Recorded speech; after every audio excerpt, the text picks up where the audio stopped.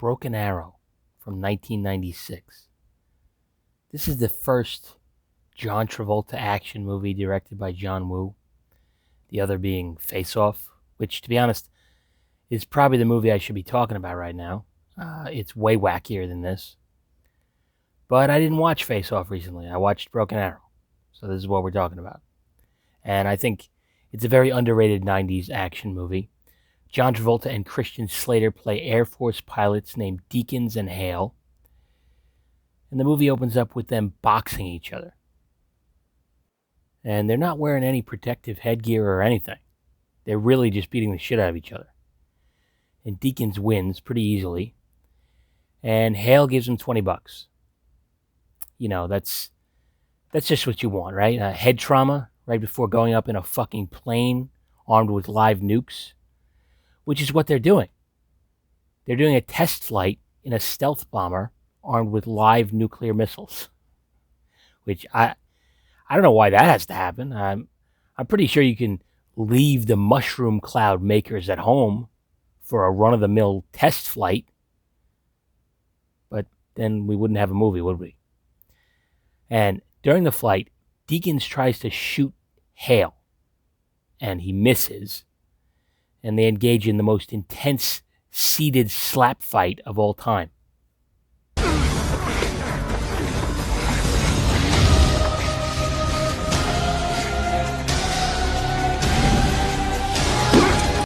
Such intensity, such drama. And then Deakins pulls Hale's ejector seat, and then he ejects himself after dropping the missiles without arming them, so they won't detonate, and they'll be easy to recover. And after Hale lands, he says, "You win this round, Deakins," and he puts a $20 bill under a rock. I have no idea why. The rock didn't beat him, and Deakins isn't there, so he's just throwing away $20. Although there is a scene shortly after this where Deakins takes out a $20 bill and kind of looks at it, so maybe he found it, and that's... But I don't think so, because then he says, "I seriously doubt Hale is alive."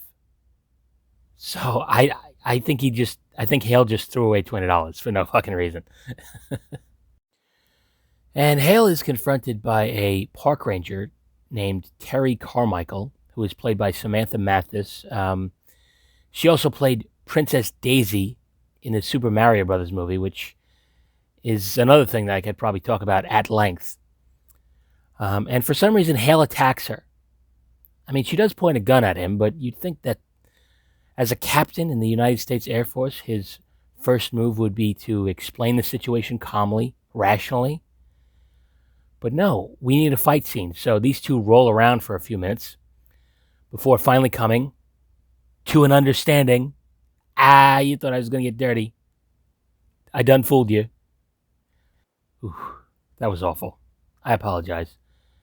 Anyway, so Deakins' plan is to steal these nukes and basically hold the country hostage, hold Utah hostage, because that's where they are, until they get money, which is very similar to the basic plot of the movie The Rock, except in that movie it was a biological weapon, and the villain was bluffing. He never really had any intention of killing anyone. But in this movie, Deakins can't wait to do that, because he's a psycho. And this whole operation is funded by this dude, and his name is Pritchett, and I have no idea why he's actually here. Why does he have to be here? You know, he's the money man. Why does he need to be so hands-on? Hasn't he paid for this operation, and that's the end of his... That should be the end of his duty. But he's coming along, and all he does is bitch and moan. And as they're driving away in some Hummers with the missiles loaded on them, Hale and Terry spot them, and they're both somehow able to catch up to them on foot. There's a shot of the trucks driving away from them, but the next shot shows them heading towards them. So they take this wild stroke of luck, this magic thing that just happened, and they decide to jump on the roof of one of the Hummers, the one that's carrying the missiles, and insanity ensues. Hale falls off the back of the truck, while Terry continues punching the driver. And then this happens. Get him, goddammit!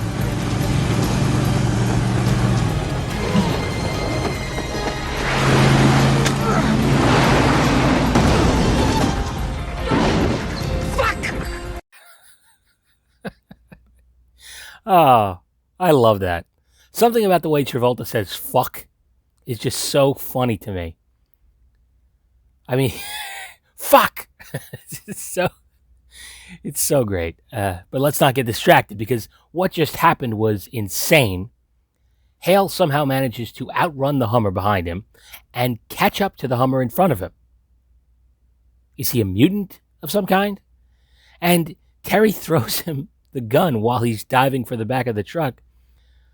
I'm pretty sure she could have waited another second, just, handed it to him in a minute. Or better yet, use it on the driver who has been shooting at her this whole time. And then Hale decides to tie a road flare to a can of gasoline and throw it at the other Hummer. And we get a great "aw fuck" from Travolta. Stop!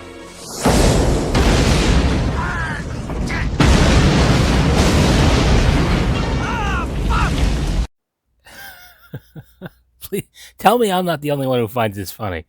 Just the way he's so angry. Oh, fuck. And then Hale says that he learned how to do this in Trenton, New Jersey. I mean, Terry asks him if he learned it in military training, and he says no, he learned it in Trenton, New Jersey. What the fuck were you doing in Trenton, New Jersey? Blowing people up, apparently. And, I'm pretty sure that this wouldn't do anything. I mean, I had no idea road flares were this volatile. I mean, clearly the gas canister has the cap on. So unless some of the gas leaks out somehow, I'm pretty sure this would just ding off the hood of this fucking Hummer and nothing would happen. But it caused an explosion. Anyway, Hale and Terry take the missiles to an old mine, and Hale plans to disable them by entering the wrong code 3 times. I guess that turns it into a dud. But Deakins thought of this ahead of time. So when Hale enters the wrong code 3 times, he actually arms the bomb. So, I mean, just madness that he was able to do this. So they have 30 minutes to get the bomb as far into the mine as possible, so it will detonate underground and no damage will be done. Although it seems like some damage will be done. I mean, I'm not a nuclear physicist. I mean, I'm pretty sure if I was, I wouldn't be sitting here talking about this fucking movie. But I don't know. I still think some radiation would get out. But apparently not. Anyway, Deakins and his crew show up at the mine and very quickly recover both missiles. I mean, Hale said that he was going to keep them both together so that if one goes off, the other one will be destroyed too. But he didn't do that at all. And Deakins changes the ticking bomb's timer from 30 minutes to 13. I mean, why? I have no idea why he did this. It seems like he did it so Hale would still think he had 30 minutes, when in reality he only has 13. But no, because he tells Hale that he changed it to 13. So I have no clue what the thought process was there. Anyway, a wacky gunfight happens with a lot of diving while shooting, Max Payne style. It's very John Woo. And Deakins does another bad guy speech where he reveals that he plans to buy 5% of Volvo with the ransom money that he hopes to get. I mean, can you imagine that? I mean, now this is a hostile takeover if there ever was one. Here's this billionaire, Vic Deakins, who earned his fortune by threatening to blow up Utah, and now he makes Volvos. He's just the Volvo guy now, and we just have to accept that. Anyway, they all get out of there with barely any time to spare, and a helicopter carrying some spacemen shows up. I mean, look what these guys are wearing. They look like they're from Lost in Space. And they try to arrest Deakins and his crew. And this is where Deakins kills Mr. Pritchett for just being annoying. This is out of control! I must have... Hush! Hush! Stop your vehicle! I repeat, stop your... Jesus. He killed him with a fucking mag light, and then he tells him to hush. And just when it seems like it's the end of the road for Deakins and his crew, the bomb goes off, and an EMP destroys the helicopter full of space astronauts.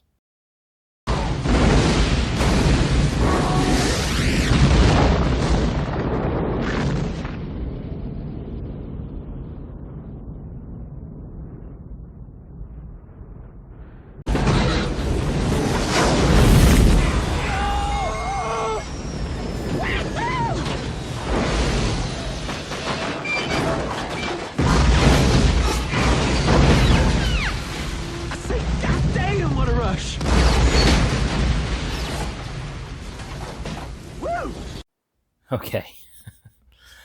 Now, if any part of the blast made it out of the mine, which it did, I would imagine that some of the radiation would also have made it out, no? And if the EMP destroyed the chopper, isn't that even further proof that, everyone should be melting right now? I mean, how did it contain the blast but not the EMP? I don't know. Like I said, I'm not a scientist. And once again, Hale and Terry are able to catch up to Deakins despite the fact that they are on foot and Deakins has a vehicle. I mean, what the fuck? And they catch up to them at a boat where they're loading the missile onto it. And Terry ends up hiding on the boat that they're taking without Hale. Hale gets left behind. Double what the fuck? I mean, what's happening here? And she manages to go completely undetected for this entire journey. And she ends up on a train where they have loaded the bomb for transport. I mean, this is planes, trains, and automobiles at this point. I mean, every damn form of transportation is in this movie. I mean, it's insane. And Terry kills one of the dudes Deakins is working with.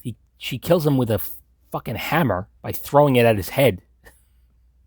This fucking park ranger is more badass than almost anyone else in this movie. Certainly more badass than Hale, but we'll get to that a little later. But ultimately, Terry is caught by Deakins, and he starts rubbing his gun on her, and it's not great. And she's making all these weird noises. It sounds like it's like she could be scared, but also kind of turned on. Those kind of noises, you know what I'm talking about? And it's not good. I'm not gonna lie to you. It's cringe. And just when it seems like all hope is lost, Hale shows up in a helicopter, and he starts blasting. And he jumps on the train, and he and Terry are in the fight of their lives. But one of the bad guys has a gun on them, and he says, "Freeze." Freeze. What is he, arresting them? What the fuck is going on here? So naturally, Hale just shoots this moronic bad guy. And another bad guy a few minutes later does the same exact thing. They're fucking idiots, these guys. Right? I mean, what? These guys are willing to set off a nuke, but they're not willing to shoot first and ask questions later? What the fuck is going on here? And Hale sabotages the helicopter that Deakins is planning to use. There's a helicopter on the train. So once again, there's just every form of vehicle is in this movie. And Deakins is about to get on the helicopter, but he realizes it's been sabotaged. So he tells the pilot to cut the power. He makes the universal cut the power sign. And the pilot sees this and does the complete opposite. He starts the engine and he blows up. So Deakins just lost his ride because he's hired morons, I guess. And it's at this point Deakins really loses it. He sets the bomb to blow in 5 minutes. I guess he just doesn't give a shit anymore. And Hale comes swinging into the train car like Tarzan. And he kills Raiders Hall of Fame defensive end Howie Long. Yeah, he's in this movie. And the final fight between Deakins and Hale takes place. Deakins bets him that, he bets him $20 that he can kick his ass. And Hale obviously has to do it before the slowest 5 minutes in history is up. And naturally, Hale wins because he's the good guy. He very dramatically disables the bomb just before the train is derailed. And the bomb is launched towards Deakins, and he just embraces it. He smiles. I mean, it's almost sexual how this fucking bomb penetrates him and catapults him out the back of this fucking train. He might as well have opened his asshole for this thing. I mean, it's just so fucking wacky. And then Hale collects his mangled $20 bill. And he finally learns Terry's name. That's something we don't ever know until the end of the movie. And they're probably going to have sex, right? I mean, I would imagine. I mean, they're heroes. And heroes fuck. You could put that on a fucking t-shirt. The end. Awesome movie. So underrated. Wacky fun. Travolta carries the whole fucking thing. At times, he almost seems like the hero. That's how likable he is. But I think, I hate to say it, but Christian Slater is probably the weakest part of this movie, if I'm being honest. I like him. I think he's a good actor. He's a fellow Star Trek fan, so that alone makes me like him. But it's just hard to see him as this type of action hero. This 90s action hero. He's Clarence from True Romance. He's Heathers. He's not this type of action guy. So I started to think about actors around this time that would have made this movie really outstanding. And they got to be younger than Travolta because he's the experienced vet in the movie. So I was thinking Tom Cruise maybe. That would be a bit of a Scientology holy war with him and Travolta, but I would watch it. Keanu, maybe. He was in Speed. He was in Point Break. You can't go wrong. Will Smith, he was big in 96, and he hadn't slapped anyone yet. But if you really want to make this crazy, you could have done Jean-Claude Van Damme. I mean, now we're talking, right? Travolta versus a fucking ninja from Belgium in another John Woo movie. I mean, that'd be awesome. Sign me up for that right now. But it's still a cool movie, and like I said, it's very underrated. There's also a lot of Star Trek actors in this movie, and I just want to mention them. Pritchett is played by Bob Gunton, who was Captain Maxwell in TNG. Kurtwood Smith is in this movie. I didn't mention him because his character is so boring, but he was in Star Trek VI and Voyager. Casey Biggs, who plays the Cardassian Damar on Deep Space Nine, makes a brief appearance. And of course, Christian Slater played a random yeoman in Star Trek VI. And Samantha Mathis is the daughter of the actress who played Carol Marcus in one of the greatest movies of all time, Star Trek II, The Wrath of Khan. I'm a Star Trek fan. What can I say? I got to mention the Star Trek actors. And maybe there's even more than that in this movie that I just missed. But anyway, I'm just babbling at this point. I'm out of things to say, so let's wrap this up. That's all I got for now. Just remember,